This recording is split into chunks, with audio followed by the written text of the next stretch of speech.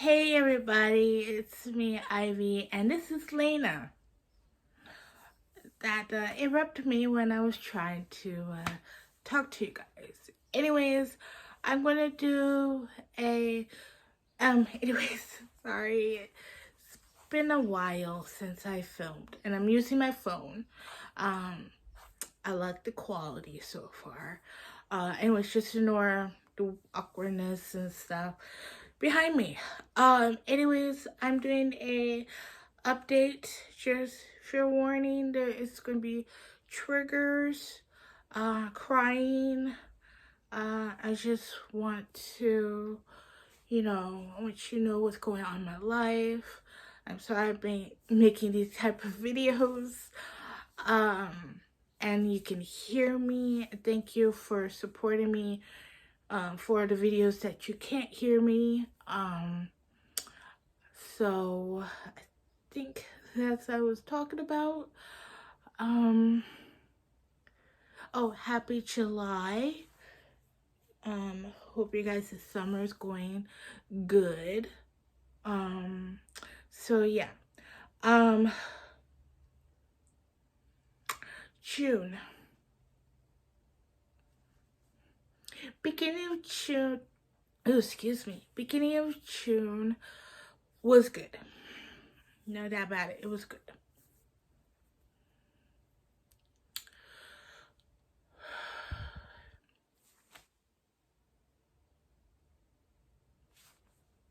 Sorry.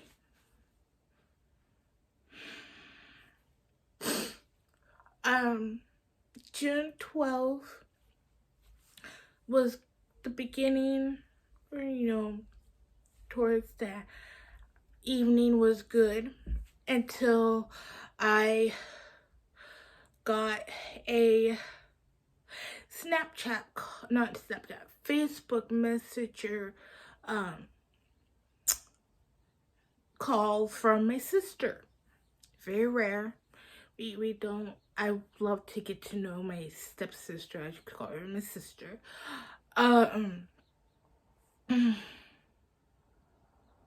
Anyways, I'm like, okay, I'll answer. And she's like, trigger warning. She's like,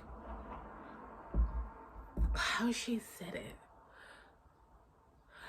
Hi, can you try to get hold of Mumsy, my mom, because she just calls her Mumsy, and tell her it's emergency. And I'm like, okay. So when I was done, I tried to call my mom several times. I tried to call my dad once. They were at a casino having dinner and playing games. Sometimes I go with them. I don't play. So, I'm not that type of person. But I like to have them have their time together and, stuff like that. Anyways, I like waited a minute, tried to call my mom. I think I called her 5 times, left her a voicemail, sent her a text, just in case she didn't, and then I decided to call my dad again. Sorry. Anyways, and he finally answered, and I said, I had a panic attack, and all these emotions in my head were going through, and I said, you need to have mom call Rhonda. It's an emergency. So he finally got mom, and she called me on dad's phone, and she said, what's going on? I'm like, you need to call Rhonda. And she tried to call Rhonda and stuff. And I said, it says emergency, because I didn't know she tried to call her. It says emergency, try Facebook Messenger. She called me on there, and stuff like that. And she said, did she tell you what's going on? I'm like, no. Anyways, a few minutes later or so, I was freaking out, panicking. My anxiety was up to the roof. I was like, oh God, something happened to Rhonda or Roro or Rolia, we just call her Roro. And I'm like, oh my God, what's going on? And I start crying, and I calm myself down. A few minutes later or so, finally they came home. Mom told us that our dad sat down, and of course my dad can't hardly hear, so she had to speak up. She said, so to my dad, your granddaughter died. Roro died. And we're like very hesitant, confused, haven't started crying kind of feeling. Was very confused. We were both confused. And then Mom told her how it started. I'm not going to go into detail, but I'll say that Rhonda woke up that morning. Sunday night, Roro came home from hang out with her friend, her best friend, like kind of shopping and stuff. And everything was fine. She told Rhonda that she didn't, she's tired. She's going to go to bed. Like, I don't know, she probably had dinner and stuff. Anyways, so everything was fine. Rhonda came up before bed, and Roro had her light on, and she said, Roro, turn your light off and, get some rest. So Roro turned her light off. That morning, Monday morning, Rhonda woke up, and usually she, shuts her Roro's doors so she doesn't bug her while she's still sleeping, and get ready for work and stuff. Rhonda went to work, came home from her lunch for her lunch break. Everything seemed fine. She didn't check on her, thought, okay, she's fine, she's sleeping, stuff like that. That evening, she came home from work. Roro's bag and shoes were still where they are. She went upstairs, opened Roro's door. Her room was still dark. Roro died in her sleep, passed in her sleep, in a fetal position. Of course, she was 20. So, you have the cops and everybody else, even the more people because of her age and everything. The first thing when she, Mom was telling us, what happened and stuff, that we were like, me and my mom were like, oh no, did she take fentanyl? Did she take any drug? She, stuff like that. She was a good kid, good friends, that stuff. But it's just, things you see on the news about, that stuff. It's like, oh God, please, oh God. So, of course, the horror part is that how they put her in a body bag. Sorry. I'm not getting a description on how they did it. Just if you're warning, imagine that. It's just nauseous that, they do those things. Anyways, so couple days we were making sure Rhonda was okay. She kind of called us to give us what's going on, how she's doing. try to comfort her. She lives in Tacoma, so pretty like 2 hours. So it's hard. It's really hard. Um, and then for us, it was like it that night or a little bit evening night, it totally sinked in. It hit me. It slowly hit me. I cried, and I was like, the world just flashed through my eyes of I should have got to know her.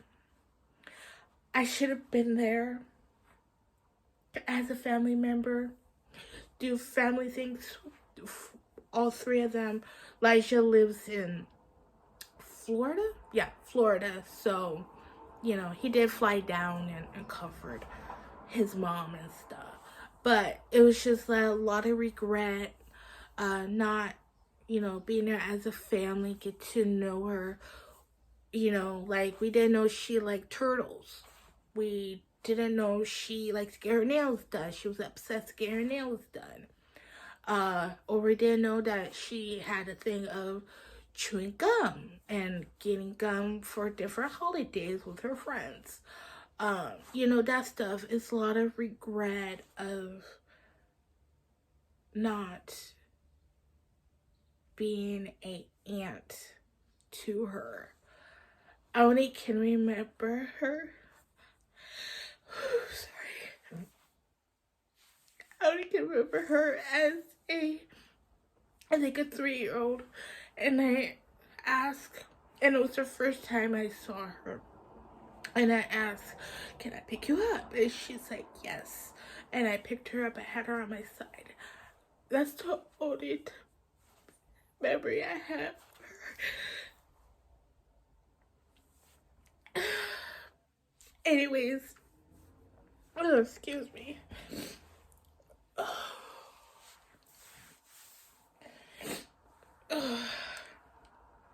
Anyways, so sorry this is gonna be a long video. I hope you guys understand. So, then we got a phone call from Rhonda letting updates, letting us know that, or a couple days letting us know that they kind of found a cause of what happened.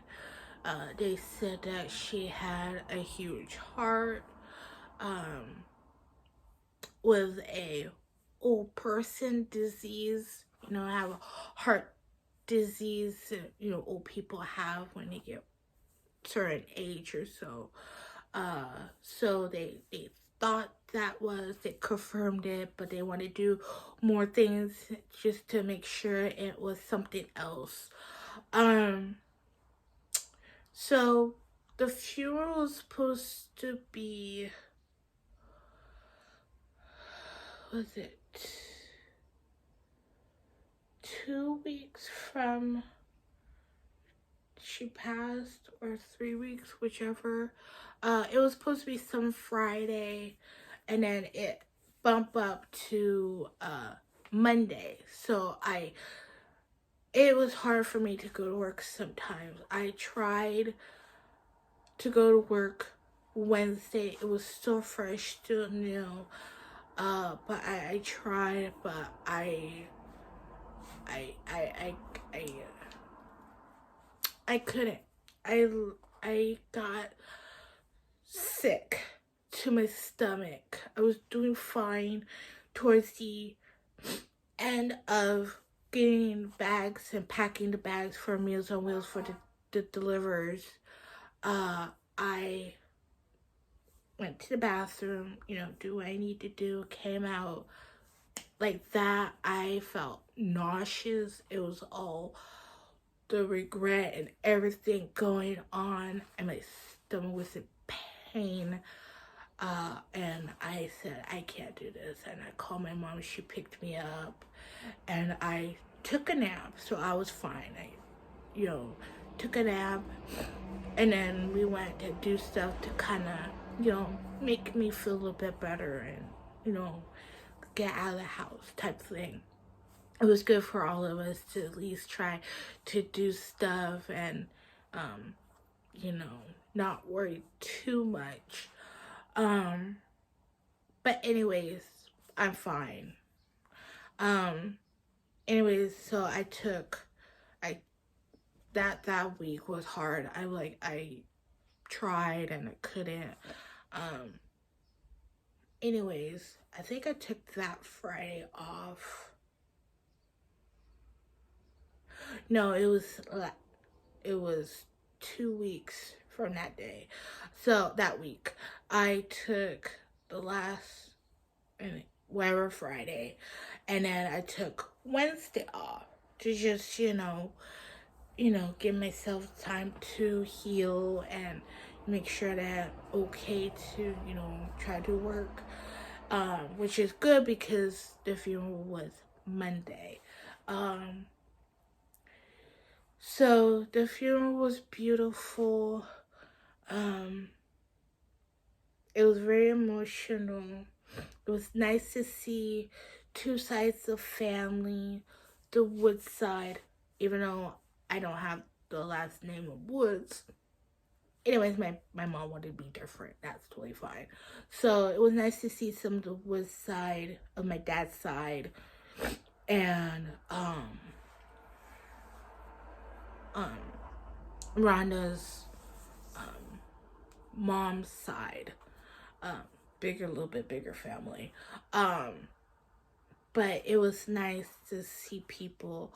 The only person that should not been there, it was debating, but he came with his stupid bikers. Like, it's Ruru's stepdad. It's her real dad. And he hasn't seen her 6 years, basically her whole life.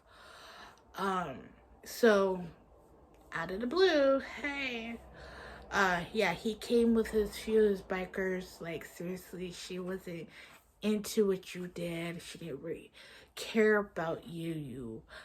You don't even know your daughter. And yeah, he was a little bit rude. So he didn't even make a speech. Like, seriously, her friends make speeches. Some of the family members made speeches. My sister made a wonderful speech. Elisha made a wonderful speech. I feel so sorry for him. His best friend is gone. But yeah, they had wonderful video, pictures, some of her Snapchat videos. We all laughed and cried, a lot of cries. And then, of course, usually you don't hardly see the person in the casket or the coffin, whatever you want to call it. Usually they're up higher, so you can't really see them very much. And this was actually my first physical funeral. And seeing her, I didn't go up, but I could see her. And she was beautiful. Rhonda had her cremated.